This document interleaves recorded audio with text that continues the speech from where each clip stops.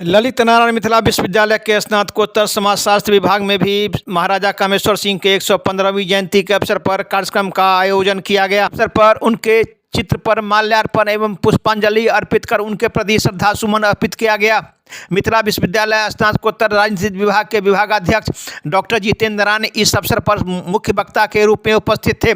वहीं आगत अतिथियों को समाजशास्त्र विभाग के विभागाध्यक्ष डॉक्टर शाहिद हसन ने स्वागत किया। वहीं आगत अतिथियों को पाग शॉल देकर सम्मानित किया। इस अवसर पर बड़ी संख्या में विभाग की छात्र छात्राएं उपस्थित थी। स्वागत गीत एवं मिथिला विश्वविद्यालय का जो कुल गीत है, कुल गीत गाकर कार्यक्रम की शुरुआत की गई। इस अवसर पर विभागाध्यक्ष के द्वारा स्वागत भाषण भी दिया गया। इन लोगों ने क्या कहा, सुनिए। दरभंगा दर्शन न्यूज से मनोज झा।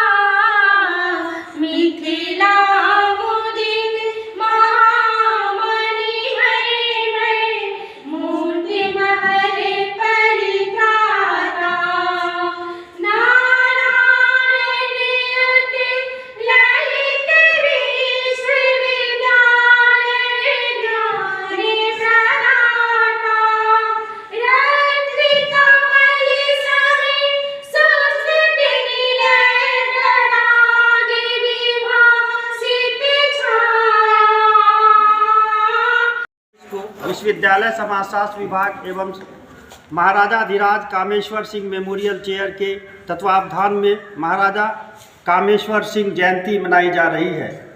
इसका विषय है मिथिला के संदर्भ में महाराजा धीराज कामेश्वर सिंह का योगदान। अभी हमारे माननीय dean professor doctor Jitendra Narayan ji ने विधिवत रूप में दीप प्रज्वलित करके इस कार्यक्रम का उद्घाटन किया और सभी गण्यमान्य अतिथियों ने माल्यार्पण सर महाराजा कामेश्वर सिंह के तलचित्र पर किया। आज चाहेंगे कि मिथिलांचल की धरती ऐसे भी पुण्य धरती है, दर्शन की धरती है। और महाराज का तो जो संपूर्ण चरित्र आप देखिए, आज मूर्ति का अनावरण हुआ तो मैं तो देख रहा था कि दार्शनिक अंदाज में उनकी मूर्ति खड़ी है।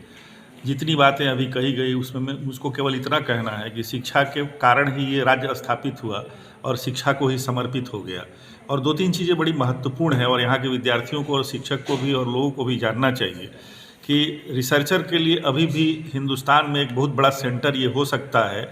और कुलपति जी से भी मेरी बात हुई, जो राज लाइब्रेरी है दुनिया में, हम नेशनल लाइब्रेरी भी गए हुए हैं, पूरा पार्लियामेंट का, ब्रिटिश पार्लियामेंट का डिबेट यहाँ हैंसार्ड लाइब्रेरी पूरी भरी हुई है। म्यूटनी पर जितनी किताबें हैं उतनी कहीं संभव ही नहीं है। तो पढ़ने के प्रति उनका केवल अनुराग नहीं था, वो चाहते थे कि मिथिलांचल की धरती और पूरे हिंदुस्तान की धरती में ज्ञान का ये प्रकाश फैले।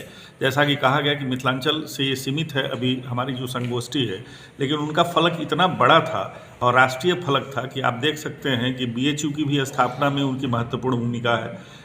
अलीगढ़ मुस्लिम यूनिवर्सिटी में भी उनकी महत्वपूर्ण भूमिका है।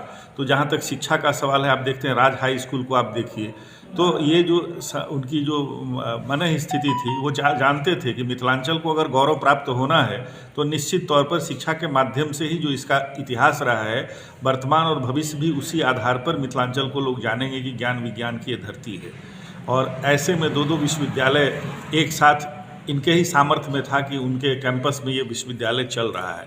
इतना ही नहीं, आप अगर गौर करके अगर आप देखिए इनके रचना योजना को, तो मिथिलांचल और पूरे बिहार में आप देखिएगा तो एक जो आर्थिक संरचना होती है उसको इन्होंने खड़ा किया था। रैयाम लोहट जितनी सकरी चीनी मिल जो है, और फिर आप देखिए तो जूट मिल, जूट की क्या भूमिका थी आज पॉलीथीन के ज़माने में, भले उसकी भूमिका कमी हो लेकिन आज भी उसकी जो भूमिका है तो उस हिसाब से, और पेपर के बिना तो आज पेपरलेस दुनिया हो गई है, लेकिन पेपर की जब बहुत आवश्यकता थी तो आप देखिएगा तो अशोक पेपर मिल की उस कालखंड में स्थापना करना ये बड़ी बात थी। दूसरी बात है कि राजे महाराजे बहुत हुए और सबका अपना महत्व है, और उसमें अगर आप देखिएगा तो संचार के साधनों में आपको मालूम है मनोज जी कि जो रेलवे का ट्रैक है वो हाल तक यहाँ था, कोचेज़ यहाँ थी, और डिफेंस में भी काम आया तो इनका एयरपोर्ट ही काम आया।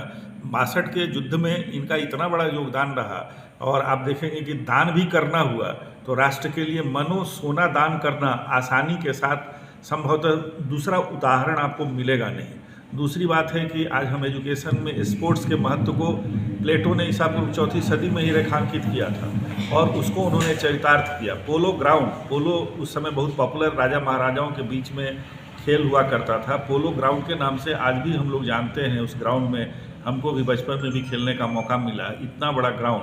और आप देख रहे हैं कि जो जितनी चीज़ें आप कहें, ट्रस्ट इनका जितना अगर आप देख लीजिए, उस पर अगर गौर कीजिए तो आपको एक बात समझ में आती है, यह आदमी केवल स्वप्न दृष्टा नहीं था, यह आदमी केवल दार्शनिक नहीं था, उस दर्शन को उतारने का सामर्थ्य भी इस व्यक्ति में था।